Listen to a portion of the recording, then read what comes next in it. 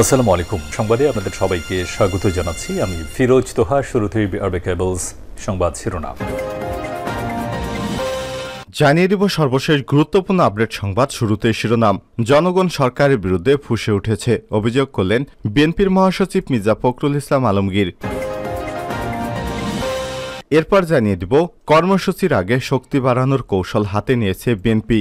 সরকারের পদত্যাগ, এক দফা আন্দোলনের নতুন কর্মসূচি নিয়ে শিগগিরই রাজপথে নামতে চায় বিএনপি।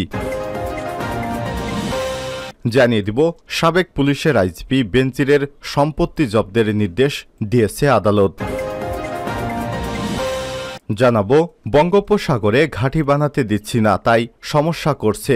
প্রধানমন্ত্রী শেখ হাসিনা বলেছেন, বঙ্গোপসাগরে একটি শক্তিশালী দেশ ঘাঁটি বানাতে চায়, যা আমি হতে দিচ্ছি না বলেই এত সমস্যা করা হচ্ছে।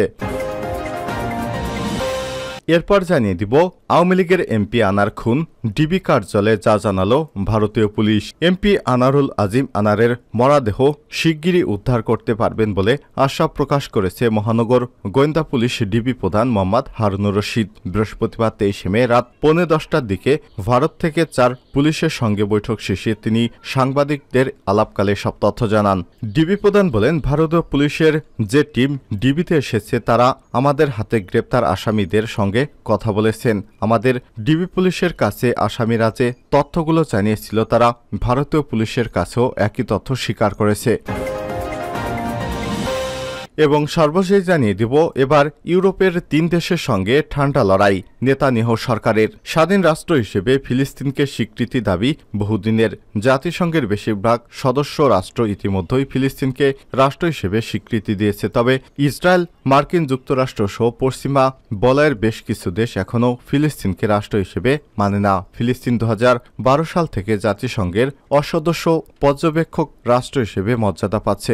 জাতিসংঘের বারবার ফিলিস্তিনকে রাষ্ট্র হিসেবে স্বীকৃতির প্রস্তাব উঠলেও যুক্তরাষ্ট্রের ভেটোতে সেটি বাতিল হয়ে যায়, কিন্তু এবার ইউরোপ থেকে 3টি রাষ্ট্র ফিলিস্তিনকে স্বীকৃতি দিয়েছে। এ কারণে নেতানিয়াহু সরকার তাদের উপর নতুন করে অনেক বেশি ক্ষিপ্ত হয়েছে। দেশগুলো হচ্ছে স্পেন, নরওয়ে এবং আয়ারল্যান্ড। এই 3 দেশ থেকে ইসরায়েলের রাষ্ট্রদূতদের প্রত্যাহার করেছে বেলজিয়াম নেতানিয়াহু সরকার। প্রিয় দর্শক, এতক্ষণ শুনছিলেন সংবাদ শিরোনাম, এবারে বিস্তারিত। তবে তার আগে বন্ধুরা, আপনি কোন স্থান থেকে আমাদের সংবাদটি দেখছেন কমেন্ট করে জানিয়ে দিন। এই সংবাদ সম্পর্কে আপনার মূল্যবান মতামত। প্রিয় দর্শক, আপনি যদি আমাদের চ্যানেলে নতুন হয়ে থাকেন, ভিডিওটি দেখতে দেখতে চ্যানেলটি সাবস্ক্রাইব করে রাখুন, যাতে করে আমাদের লেটেস্ট আপডেট সংবাদগুলো সবার আগে আপনার কাছে পৌঁছে যায়। এবারে বিস্তারিত। জনগণ সরকারের বিরুদ্ধে ফুঁসে উঠেছে মির্জা ফখরুল। বিএনপির মহাসচিব মির্জা ফখরুল ইসলাম আলমগীর বলেছেন, জনগণ এখন গণবিরোধী সরকারের হিংস্র আচরণ এবং নিষ্ঠুর দুঃশাসনে অতিষ্ঠ হয়ে উঠেছে। বৃহস্পতিবার 23 মে গণমাধ্যমে পাঠানো এক বিবৃতিতে এসব কথা বলেন মির্জা ফখরুল। মির্জা ফখরুল বলেন, জনগণ অবৈধ আওয়ামী সরকারের বিরুদ্ধে ফুঁসে উঠেছে। জনগণ এবং বিরোধী নেতাকর্মীদের উপর জুলুম নির্যাতন চালিয়ে সরকার অবৈধ ক্ষমতা দীর্ঘমেয়াদে ভোগ করার যে দিবাস্বপ্ন দেখছে তা কখনোই পূরণ হবে না।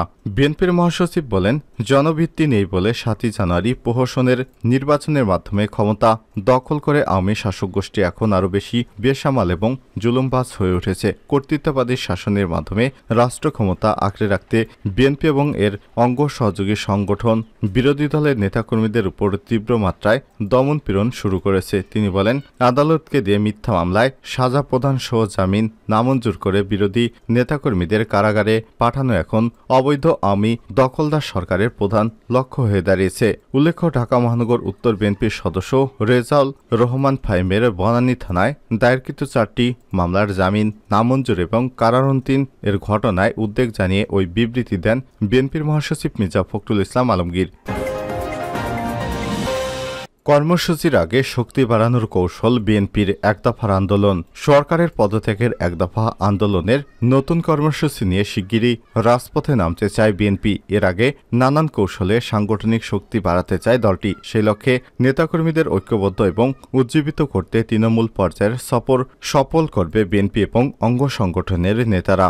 দেশের তরুণদের সম্পৃক্ত করতে ছাত্রদল, যুবদল, স্বেচ্ছাসেবক দল এবং কৃষক দলকে সক্রিয় করা হচ্ছে। বিএনপির ভারপ্রাপ্ত ভারপ্রাপ্ত চেয়ারম্যান তারেক রহমান গত রোববার 4 সংগঠনের শীর্ষ নেতাদের সঙ্গে ভার্চুয়ালি বৈঠক করেছেন। এছাড়াও জাতীয় নেতা এবং শুভানুদ্দীদের মধ্যে যারা টেলিভিশন সহ গণমাধ্যমে কথা বলেন তাদের নিয়েও আলাদা বৈঠক হয়েছে বলে জানা গেছে। এদিকে যুগপৎ আন্দোলনের শরিক দল এবং জোটের শীর্ষ নেতাদের সঙ্গে বৈঠকের পর আন্দোলন ইস্যুতে তাদের বিভিন্ন প্রস্তাব এবং মতামত পর্যালোচনা করছে বিএনপির হাইকমান্ড। গত 12 থেকে 16 মে যুগপৎ আন্দোলনের বিভিন্ন দল এবং জোটের শীর্ষ নেতাদের সঙ্গে ধারাবাহিক বৈঠক করেছে বিএনপি। এসব বৈঠকে যুগপৎ আন্দোলনের জামাত ইসলামের অবস্থান সহ নানা বিষয়ে আলোচনা হয়েছে। পাশাপাশি দেশের অর্থনৈতিক অবস্থার অবনতি এবং রিজার্ভ সংকটের খবরে উদ্বেগ প্রকাশ করা হয়েছে। বিশেষ করে দ্রব্যমূল্যের ঊর্ধ্বগতি নিয়ে নতুন কোনো কর্মসূচি দেওয়া যায় কিনা তা নিয়ে আলোচনা হয়েছে। জানা গেছে দ্বাদশ জাতীয় সংসদ নির্বাচন পরবর্তী পরিস্থিতিতে দলীয় নেতাকর্মীদের উজ্জীবিত করতে জেলা সফরের উদ্যোগ নিয়েছে বিএনপি।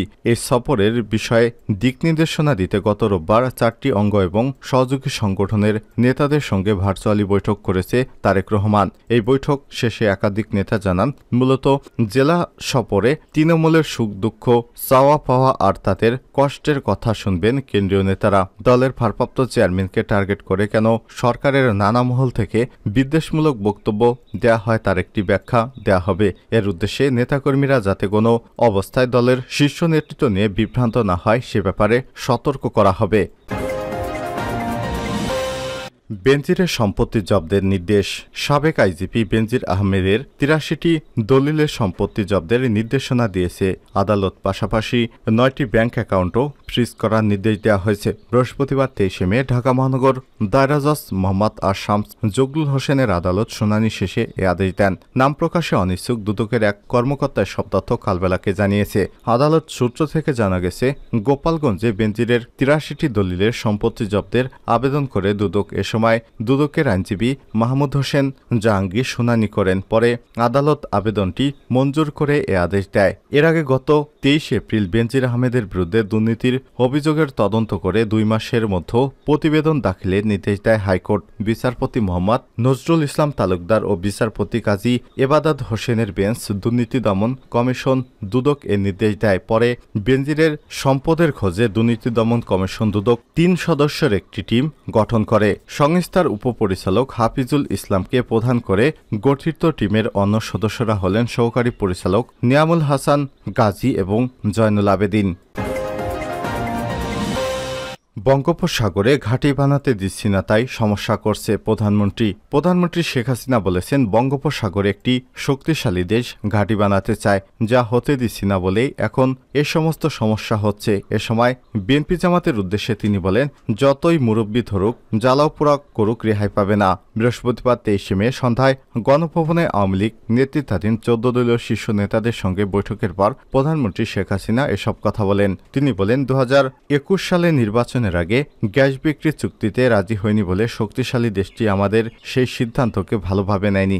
গ্যাস বিক্রিতে রাজি হয়নি বলে ক্ষমতায় আসতে দেয়া হয়নি। গ্যাস বিক্রির মুচলেখা দিয়ে ক্ষমতায় বসার মতো দৈন্যতায় আমরা কখনোই ছিলাম না। প্রধানমন্ত্রী বলেন, আমার যুদ্ধ ঘরে বাইরে সব জায়গায়। এ অবস্থায় আমি আছি, চ্যালেঞ্জ দিয়ে ছেড়ে দিয়েছিলাম। চক্রান্ত এখনো আছে। পূর্ব তিমুরের মতো বাংলাদেশ একটি অংশ নিয়ে তারপর চট্টগ্রাম মিয়ানমার এখানে একটি খ্রিস্টান দেশ বানাবে, বঙ্গোপসাগরে একটা ঘাঁটি করবে। তারপর তার কারণে বঙ্গোপসাগর ভারত মহাসাগরে প্রাচীনকাল থেকে ব্যবসা বাণিজ্য চলে। এ জায়গাটার উপর অনেকেরই বদনজর, সেটা আমি হতে দিচ্ছি না, এটাও আমার একটা অপরাধ। প্রধানমন্ত্রী শেখ হাসিনা বলেন, যদি আমি বাংলাদেশের কারো কোনো বাইরের শক্তিকে এয়ারবেস করতে দেই, ঘাঁটি করতে দেই, তাহলে আমার কোনো অসুবিধা নেই। কোনো এক সাদা চামড়ারই প্রস্তাব এটা। আমি একটাই জবাব দিয়েছি, আমি স্পষ্ট করে বলে দিয়েছি, আমি বঙ্গবন্ধু কন্যা শেখ মুজিবুর রহমানের মেয়ে। আমরা যুদ্ধ করে বিজয় অর্জন করেছি। দেশের অংশ ভাড়া দিয়ে বা কারো হাতে তুলে দিয়ে আমি ক্ষমতায় যেতে চাই না। ক্ষমতার দরকার নেই। যদি জনগণ চায় ক্ষমতায় আসবো, না হলে আসবো না। এই কথাগুলো বললাম কারণ সবারই জানা উচিত যে আমাদের সাথে কি হচ্ছে।